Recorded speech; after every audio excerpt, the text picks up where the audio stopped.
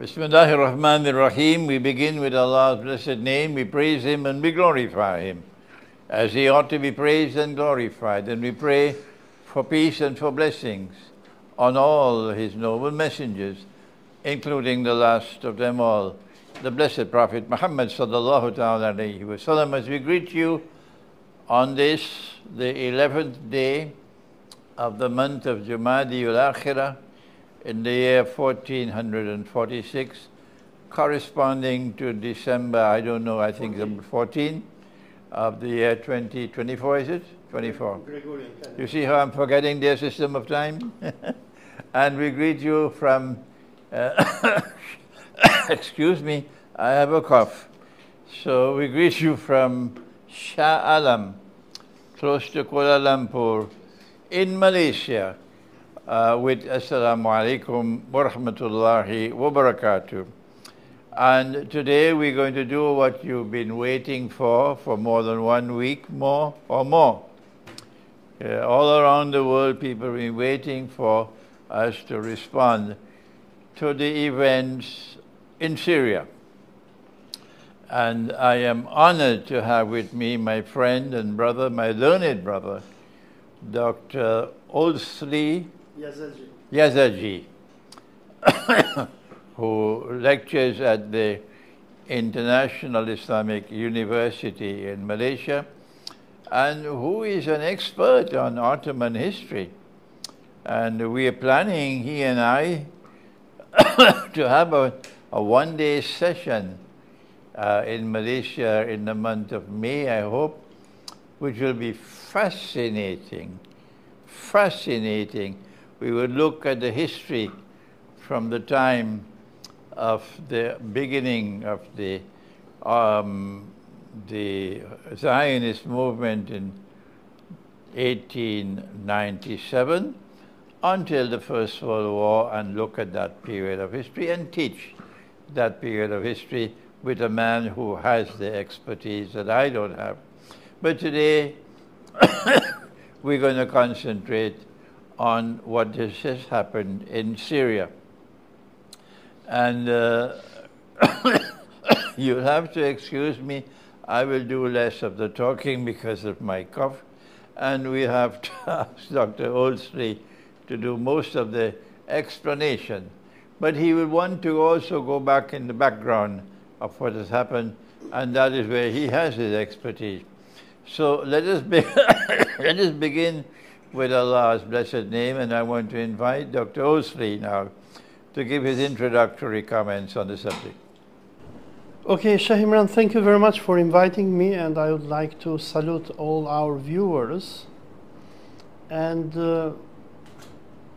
what happened in Syria in the last few days is one of those moments which you have probably foreseen to come. The unbelievable happened. But before going into what is happening at this very moment, let me make a quick review of history of Syria. After the defeat of the Ottoman Empire during World War I, Syria will be colonized by the French. And when the French, under General Henry Garraud, when they will enter in Damascus, Henry Garraud will go to the grave of Salahuddin al-Ayyubi. He will go there, he's going to spit on the grave and will tell to Saladin, awake because we are back. So what the British and the French did is that when they invaded Syria and Palestine and the Arab world, with their secret agreement known as the Sykes-Picot Agreement, they divided the Arab world, and Syria became a French colony. Under French colonization, Syria was divided into 6 states. The French used the tactic of divide and rule, so they created the state of Damascus, the state of Aleppo, an Alevi state, a Druze state, and then they created the state of the Greater Lebanon. Lebanon was designed in a way so that it will become a Christian majority and dominated by the Maronites. But then we know the story. We have the Second World War, where Germany will try to fight and take back what it was taken from her during World War I. And because of World War II, and because of the great clash between Nazi Germany and Soviet Russia, the Germans will be defeated. And then after World War II, we'll have the establishment of a new world order. Russia, which during World War I will be decimated by the Bolsheviks, now under the leadership of Stalin, who is going to remove the Jewish Bolsheviks from power, will emerge as a major global superpower. And under the leadership of Stalin, we will see the emergence of many independent Muslim nation states. We will see the independence of Egypt, of Syria, of Lebanon, of Jordan, of Yemen, of Sudan, and whatever. Now, when World War II will finish, the Zionists, who they already had planned and they had started their Zionist project since 1917, in 1948 they will declare the establishment of the Jewish state. The establishment of the Jewish state will start with the Nakba, will have massive killings and rapings and deportations of Palestinians, where the Zionist mafia, supported by the United States, will deport from Palestine more than 750,000 of Palestinians, be them Muslims or Christians. The declaration of the State of Israel in May 1948 will lead to the first Arab-Israeli war. And the newly created state of Syria is going to join the war on the side of the Palestinians and other Arab nation states. Of course, as we know the story, the Americans, the Zionist lobby, Czechoslovakia, will come to the help of the first Jewish state, and Israel will prevail, or at least will come into a stalemate with its Arab neighbors. And then we're going to have the second Arab-Israeli war in 1956, the third in 1967, and the fourth in 1973. The war of 1967 will be a great disaster for Muslims, because while Israel will be established in almost, I'm not sure, but almost 60% of historical Palestine, during the war of 1967, Israel is going to invade West Bank, which in this time was part of Jordan, the Golan Heights, which were part of Syria, and Gaza, which was part of Egypt.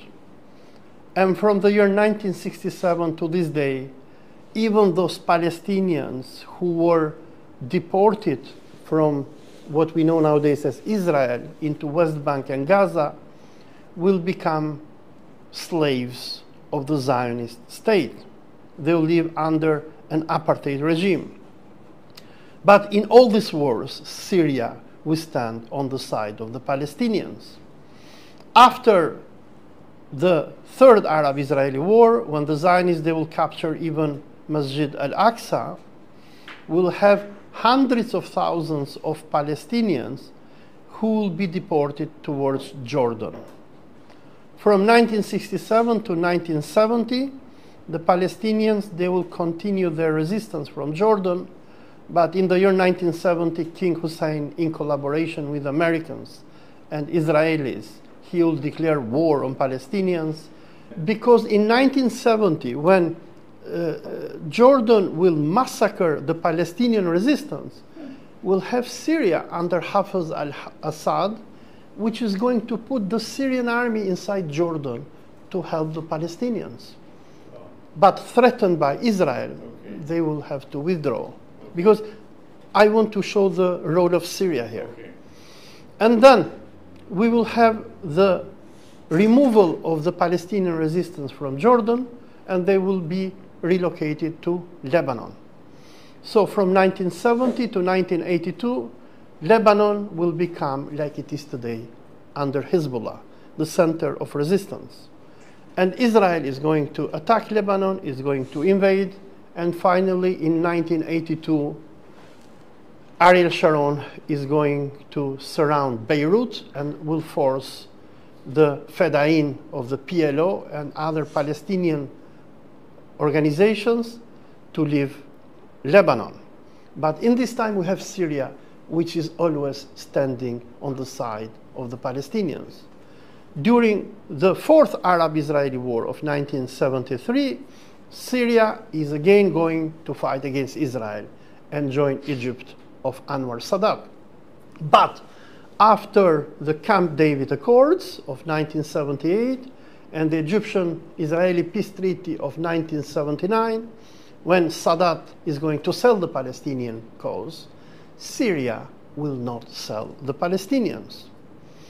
And after the Israeli invasion of Lebanon, which will last until 2000, it will be Syria which is going to support the Palestinian resistance, and it will be under the supervision of Hafez al-Assad that in 1982, after Israel will think that they defeated the Palestinian resistance, that Imam Khomeini will create the Hezbollah. And Hezbollah will be supported not only by Iran, but also Syria of Hafez al-Assad.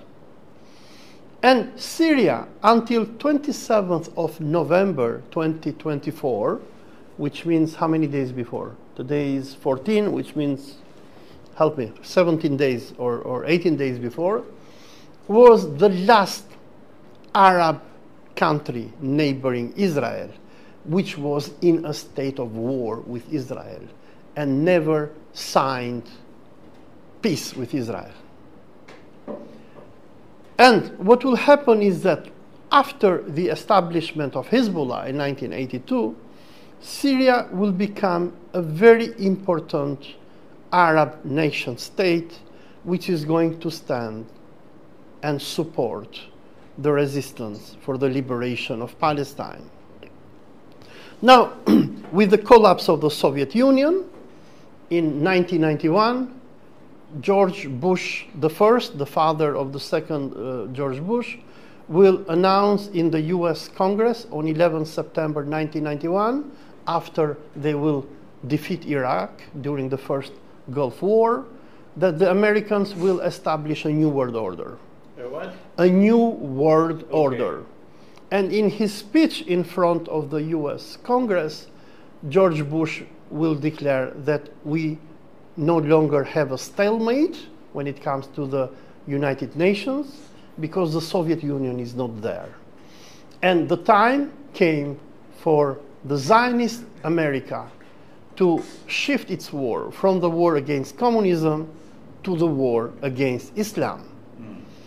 And after the destruction of Iraq during the first Gulf War, and after the infamous speech of George Bush in the US Congress on 11 September 1991, exactly 10 years after, on 11 September 2001, we'll have the 9/11 attacks, which we all know they were staged. We just had a Yeah. discussion.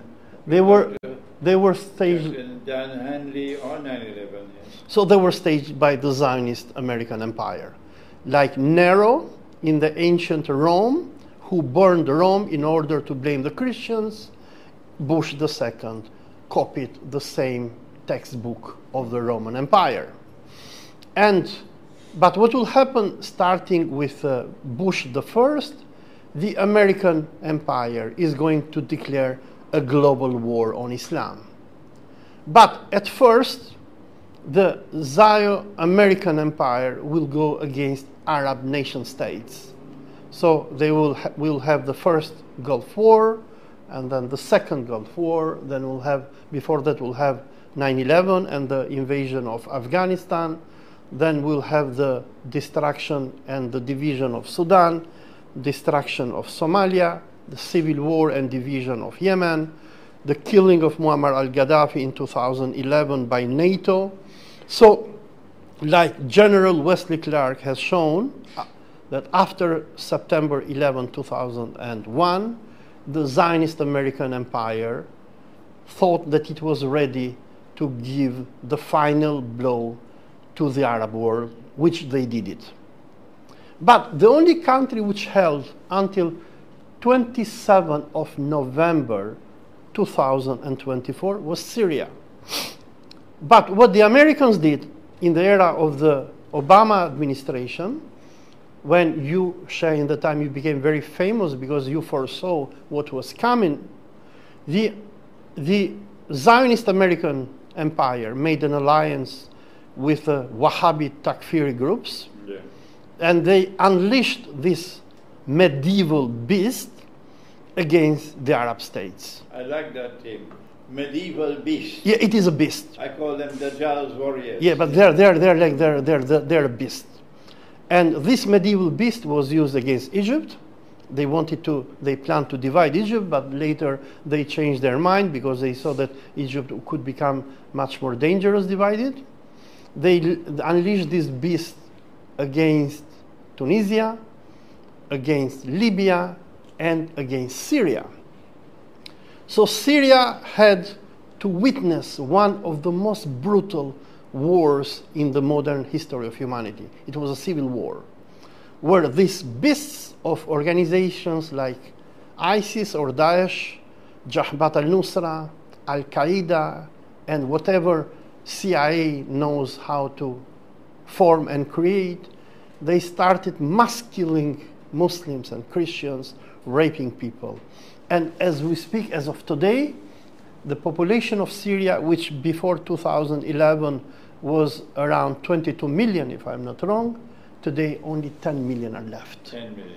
12 million Syrians were forced to leave Syria.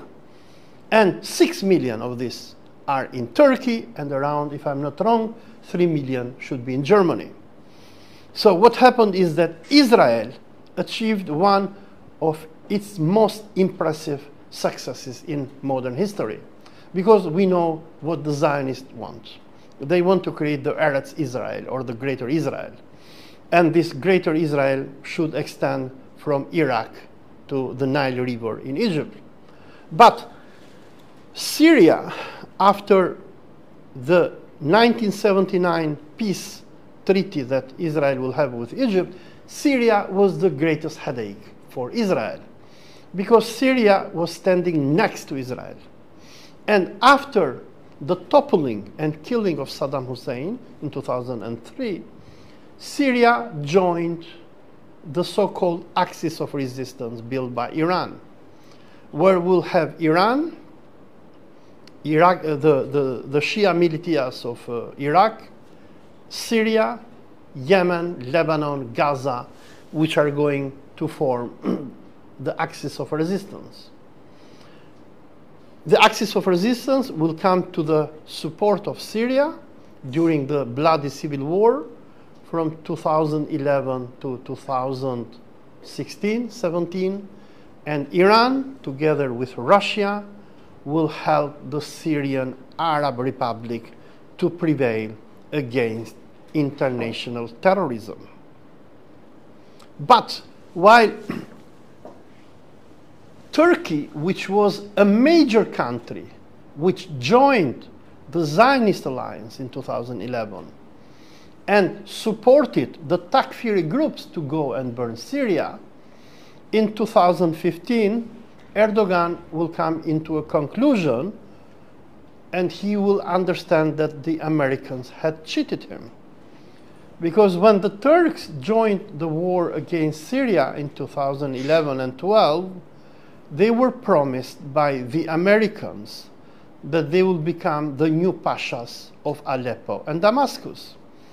But what happened is that the Americans, they were not killing Assad.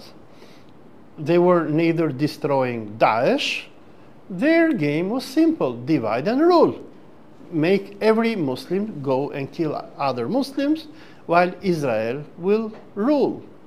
So in 2015, when Turkey understood its mistake, it joined the so-called Astana Agreement, where Turkey, Russia, and Iran, they agreed to stabilize Syria. Erdogan fired his prime minister, Ahmet Davutoglu, and what happened few months later, the Americans, they are going to unleash the Gulanis and will have a coup against Erdogan in July 2016. Erdogan will be saved by Russia.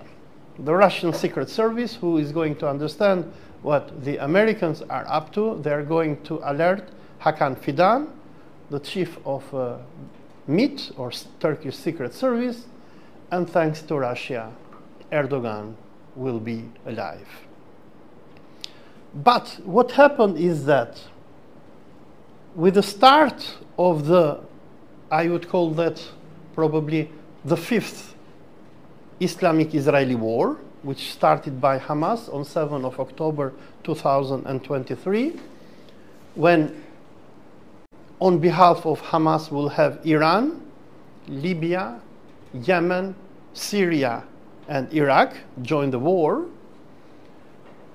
When this war will start, Turkey, instead of joining this Islamic coalition, it just stayed and kept on trading with Israel. While Erdogan was denouncing Israel, Turkey was one of the main trading partners of Israel. During the more than 1 year Islamic-Israeli war, which happened from October 7, 2023 until 27 November 2024, Iran, Syria, Iraq, Yemen were all bombed by the Anglo-Zionist Empire. The British, they bombed Yemen, they bombed Syria with the Americans, they bombed Iraq, Israel the same, but the Axis of resistance responded back. And this war caused so much damage to Israel. Israel is a very small country. Yes, it is a military garrison of the Western Crusade, but it was never meant to fight long wars. Moreover, Israel does not have the strategic depth that many Muslim countries have. But during this war, Israel committed genocide in Gaza, where it killed probably as many as 200,000 Palestinians. It massacred and flattened Lebanon. It killed, according to me, the president of Iran, Ebrahim Raisi. Before this, the Zionists, they assassinated Qasem Soleimani. It killed Ismail Haniyeh, Yahya Sinwar, and Israel, thanks to the American and British intelligence, was able to kill many of the leaders of the Islamic resistance. But on 27th of November 2024, Israel finally signed an armistice with Lebanon, because during 2024, some 500,000 Zionists left Israel. So the Zionist project was in a crisis. Yes, Israel and the Americans, they had technological superiority when it came to the axis of resistance, but still the Israeli state cannot sustain a long war. But then what happened? On 27th of November, when the axis of resistance was thinking that the war is ending in a stalemate, suddenly from Idlib, the terrorist groups of Jabhat al-Nusra, which were supported and funded by Qatar and Turkey, were unleashed against the Syrian Arab Republic. And on 7th of December 2024, if I'm not wrong, after capturing many of the cities of Syria, finally the terrorists, they captured Damascus. In this moment that we're speaking, the government of Bashar al-Assad is no longer there. The emir of Syria is an international terrorist, Abu Muhammad al-Golani, otherwise known as Ahmad al-Shara, a person who is wanted even by the Americans, who is a listed terrorist by the United Nations and many other governments of the world. But the Americans, they have allowed him to be the puppet ruler of Syria. In this moment that we are speaking, Israel is bombing Syria, is destroying its infrastructure. It obliterated its air force, its navy, and few hours before it was bombing Damascus. Israeli tanks are probably 10 kilometers far from Damascus. And what Israel is doing, Israel in collaboration with Jabhat al-Nusra or Al-Qaeda, they are dismantling the Syrian Arab Republic. Israel is now colonizing Syria, and Netanyahu and Israeli leaders, they are very happy because while on 27th of November 2024, they didn't reach what they wanted in their war with the Axis of Resistance, what Turkey, Qatar, and Al-Qaeda did to them was the greatest gift given to the Zionists. And the new government established in Damascus by Abu Muhammad al-Golani have declared peace or neutrality towards Israel. So while Israel in this very moment is killing Syrians, is invading Syria, these so-called revolutionaries who made the revolution in name of liberating Syria from the dictator Assad, they are simply traitors. Traitors. They are selling Syria to the Zionists. Traitors. So they are the ground force of international Zionism. So while we know the Zionists and the Americans, they are afraid to send ground troops in Muslim countries, their ground troops are the Wahhabi beasts. So this was my historical summary, Shah. Thank you, Dr. Olsi, for this extremely important exposure of the historical background.